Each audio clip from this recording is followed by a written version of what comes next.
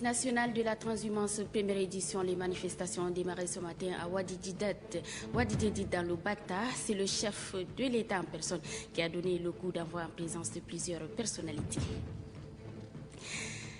Célébration ce jour du centenaire de l'Association internationale des fédérations d'athlétisme, l'instance dirigeante de l'athlétisme mondial. Vous aurez les échos dans un instant.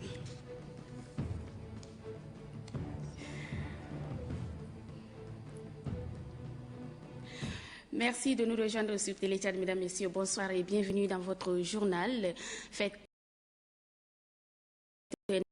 nationale des transhumants. Les manifestations ont démarré ce matin à Ouadididi dans le... C'est le l'État a donné voix. C'était de plusieurs personnalités. La population qui est massivement sortie pour vivre cet événement, une première dans notre pays. Doba Robert.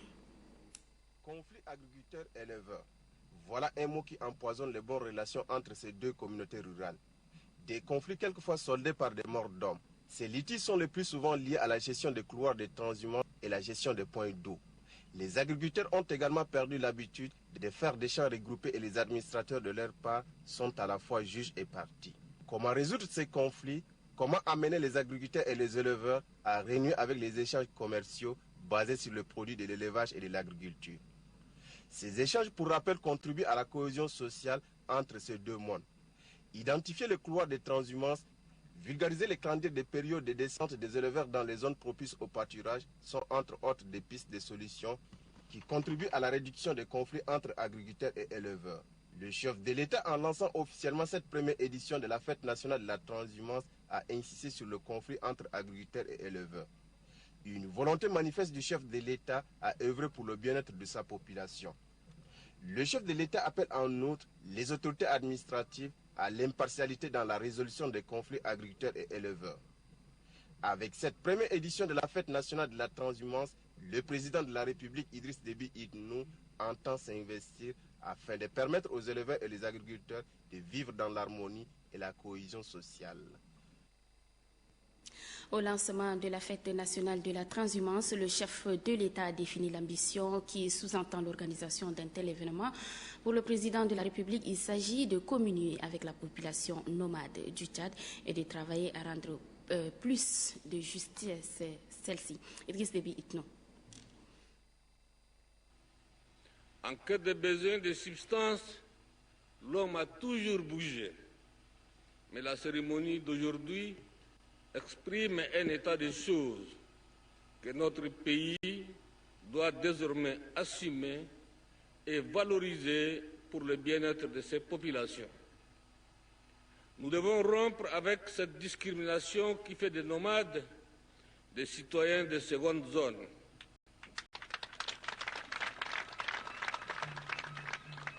En considération de la spécificité de leur situation, avec les Tchadiens de l'étranger, nous avions estimé pouvoir organiser l'exercice de leur droit de vote différemment. Mais malheureusement, nous n'avons pas été compris et beaucoup de ces frères et sœurs ont été lésés dans l'exercice de leur droit de vote. C'est une situation qu'il nous faut revoir pour plus de justice. Pour moi, tant que nous négligeons la question liée à la vie de nos villages et de nos fériques, nous n'aurons pas agi dans l'équité et la justice, car nous aurons ainsi abandonné à leur sort plus de 80% de nos compatriotes. Tous les efforts, je dis bien tous les efforts, doivent désormais être inscrits dans le souci constant d'assurer la satisfaction des besoins élémentaires de ces populations défavorisées. C'est ce que j'ai indiqué au gouvernement de faire à travers plusieurs chantiers en cours.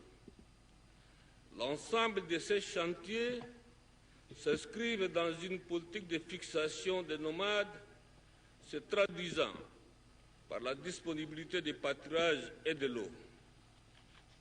À cette mobilité contrôlée du cheptel le gouvernement ajoutera la politique de structuration qui doit nous faire passer de l'élevage contemplatif à l'élevage des productions modernes et de transformation de la viande et des autres sous-produits.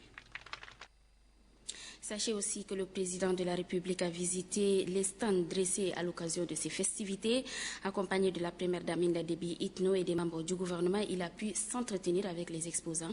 Puis le président de la République a officiellement lancé les opérations du recensement général du cheptel. Kadmiva Théophile. C'est à 15h30 que le cortège présidentiel s'est immobilisé à la place de l'exposition de la fête nationale de la transhumance édition 2012. Le président de la République Idriss Déby Itno et son épouse Inda Déby Itno, accompagnés du président de l'Assemblée nationale Haroun Kabadi, ont été par stand dans la salle. Les sous-produits de l'élevage ont été présentés couple présidentiel, un savoir-faire des artisans tchadiens. Le couple présidentiel a été édifié sur les différentes méthodes de fabrication de ces objets issus de la peau des animaux. De ces stands, le couple présidentiel et sa suite se sont rendus à la pharmacie vétérinaire Promovette où des explications leur ont été fournies sur la posologie des produits et vaccins. Le stand du programme national de sécurité alimentaire PNSA marque la dernière étape de cette série de découvertes. Ici, conformément à sa feuille de route, le PNSA a présenté un tableau exhaustif de ses actions menées en faveur du développement du monde rural. Le moment le plus attendu est celui du lancement officiel du recensement général de l'élevage. Séance tenante, le couple présidentiel a procédé au recensement de son bétail. Et puis je vous invite à suivre un extrait de l'intervention du président de la République juste après avoir lancé le recensement général du cheptel. Il nous donne ici l'importance de ces gestes. Le recensement du genre, en fait, disons, qui s'est déroulé dans notre pays date de 1960, même peu avant l'indépendance. Depuis lors, il n'y a jamais eu un recensement général, n'est-ce pas, du bétail tchadien. Nous sommes un pays d'élevage. C'est un pays à vocation Tchad, agro-pastoral, tout le monde le sait, dans toute la sous-région. L'élevage et l'agriculture constituent les deux mamelles du Tchad.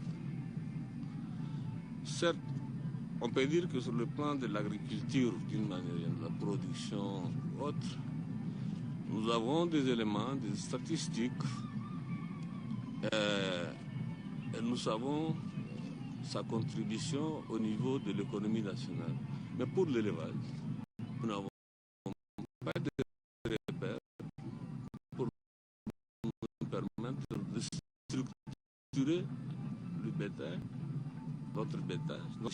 Quand nous aurons notre projet, l'objet de licenciement, à ce moment, ça nous permettra de mettre une politique cohérente, une gestion rationnelle de ces ressources-là pour permettre de conforter l'économie nationale et changer la vie des nomades du Tchad. Ma conviction est profonde et que l'éleveur a besoin de l'agriculteur, l'agriculteur a besoin de l'éleveur. Ce qu'il faut faire, évidemment, c'est de créer les conditions nécessaires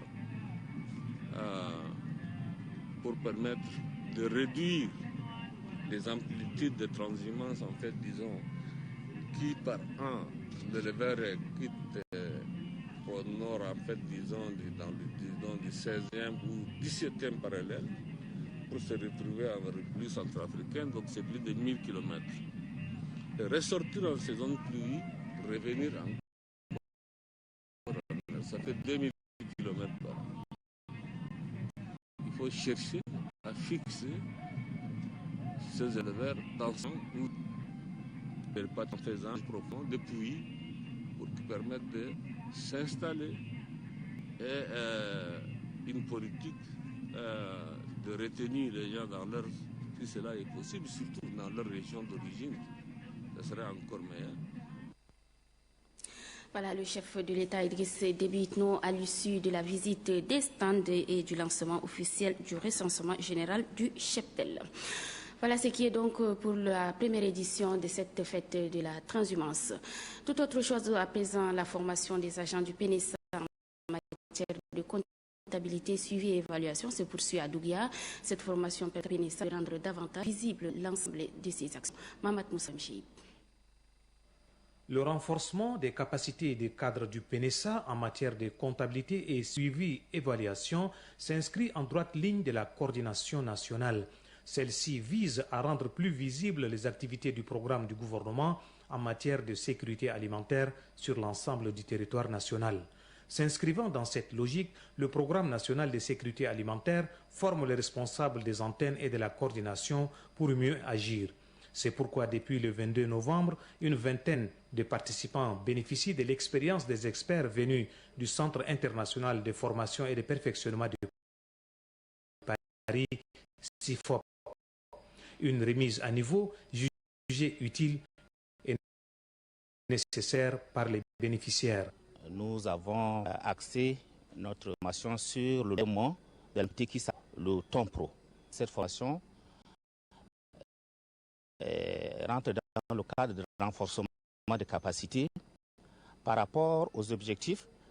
On a pris la définition d'activité, tenir des indicateurs clés pour chaque activité pour que ce soit vraiment fiable. Après quelques jours d'exercice, les formateurs font leur évaluation à mi-parcours. Pendant ces 6 jours-là, ça a été très studieux. Par rapport aux objectifs fixés, je pense qu'on va les atteindre. Notamment pour la partie suivi-évaluation, on va pouvoir produire automatiquement des rapports d'activité.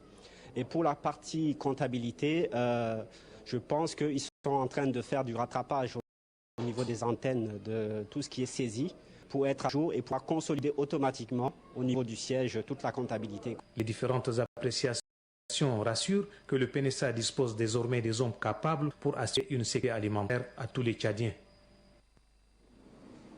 La session de formation organisée par le Commissariat national de déminage a clos ses travaux hier. 2 jours de travaux ont adopté une nouvelle stratégie pour un Tchad sans de meilleure chance. Sur les données approximatives, le Tchad dénombre environ 3000 victimes de mines. La nouvelle planification qui fait ici l'objet des échanges a favorisé l'optimisation des actions les mieux indiquées. Les agents de déminage ainsi que les différents partenaires ont opté pour des moyens techniques plus performants et le développement des stratégies précédentes. Outre l'insertion dans le programme du système éducatif des zones concernées, les dangers des mines et leur identification, la nouvelle stratégie prévoit aussi la sensibilisation de masse. À cet effet, un budget du programme pluriannuel sera élaboré.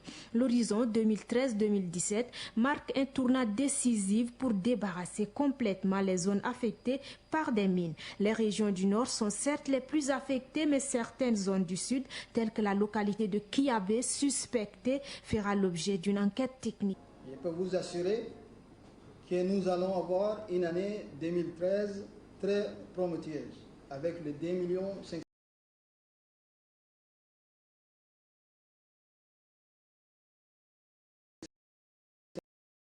millions d'euros de l'Union européenne pour le déminage de la l'activité de ce pays. Okay. Et les opérations de déminage débutera le 15 décembre 2012. Le Centre national de déminage compte apporter à l'horizon 2013-2017 une assistance aux victimes des engins de mort. Conçue sur le principe de non-discrimination, cette assistance vise l'amélioration des conditions de vie des victimes, leur réadaptation psychologique et leur réinsertion sociale. L'OTT, l'Office tchadien de tourisme, a lancé hier son programme dénommé Couverte de N'Djamena et ses environs à la faveur de conférence organisée à la Maison des médias, conférence précédée d'une visite guidée à Gawi. Grangatam Irima. Localité située à 15 km de N'Djamena, le musée de Gawi figure sur le site de l'Office tchadien du tourisme proposé au public. Et pour le lancement de ces activités, une visite guidée est organisée à fonction des journalistes, des étudiants et religieux. En action de la théorie, plus de 150 ans, les vestiges sont conservés pour la génération future afin de montrer l'existence des peuples Kotoko reconnus de par leur expérience comme des hommes de paix et un savoir-faire en matière de pêche. Les outils de pêche conservés en témoignent l'existence. Le musée est bâti en matériaux de fortune mais toujours entretenu par des femmes qui ont l'expérience dans l'art de décoration, un savoir-faire hérité des ancêtres. C'est ce potentiel touristique que l'Office tchadien entend mettre en exergue pour valoriser le patrimoine national. Cette activité qui consiste à faire découvrir l'essentiel des attraits touristiques de N'Djamena aux visiteurs venus de l'intérieur et de l'extérieur du pays vise à joindre l'utile à l'agréable par l'enrichissement de nos connaissances à la fois historiques et culturelles de la capitale. Un prospectus est mis à la disposition des touristes pour la découverte de la civilisation de la terre cuite à Gaoui, le parc animalier, le musée national. L'Office tchadien retient également des journées d'excursion et de détente, notamment dans les localités de Gaoui, Dougia et Dougia-N'Djamena. Le ministère de la Formation professionnelle des arts et des métiers vient d'organiser une session à l'intention de ses cadres. Elle est axée sur la numérisation des archives et les techniques de montage d'un projet. Innocent Cléo. La formation que vient de cadre du ministère de la Formation professionnelle des arts et métiers entre dans le cadre du renforcement des capacités. C'est ainsi que les cadres de ce ministère ont été formés, chacun dans son domaine respectif. Les archivistes ont reçu la formation sur la numérisation des archives et les autres cadres ont été formés aux techniques d'élaboration des projets. Pour le ministre de la Formation professionnelle des arts et métiers, son institut indique à relever, surtout dans la formation des jeunes. Au sortir de cet atelier, j'ose croire que vous mettrez en pratique tout ce que vous avez appris. Comme je l'ai souligné, la jeunesse de notre département a impérativement besoin d'une main-d'œuvre qualifiée, des profils nécessaires à fonctionnement. Les cadres du ministère de la Formation professionnelle des arts et métiers qui viennent de bénéficier de cette formation n'ont pas caché leur enthousiasme.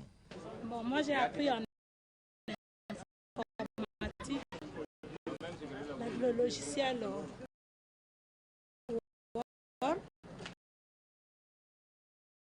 et le logiciel Excel. C'est pas difficile pour moi de maîtriser une formation. La formation des cadres du ministère de la Formation professionnelle des arts et métiers a duré 10 jours. Ce jeudi, des manifestations de la semaine culturelle initiée par la Ligue des écoles arabes, une occasion offerte aux jeunes venus des différents établissements de la capitale d'échanger sur les problèmes qu'ils rencontrent au quotidien. Mohamed Moussa Bamcheib. C'est achevé et riche en leçons. Les élèves arabophones venus des différents N'Djamena ont échangé sur diverses questions. Les échanges ont beaucoup plus porté sur l'épanouissement de la jeunesse. Plusieurs manifestations culturelles ont eu lieu, notamment des jeux concours. Selon le président de la Ligue des élèves des établissements arabophones, Mohamed Al-Hafez Abdallah, cette période culturelle a permis de découvrir des talents qui méritent d'être encouragés. Il indique que son organisation œuvre pour le développement de la jeunesse, mais les moyens lui font défaut.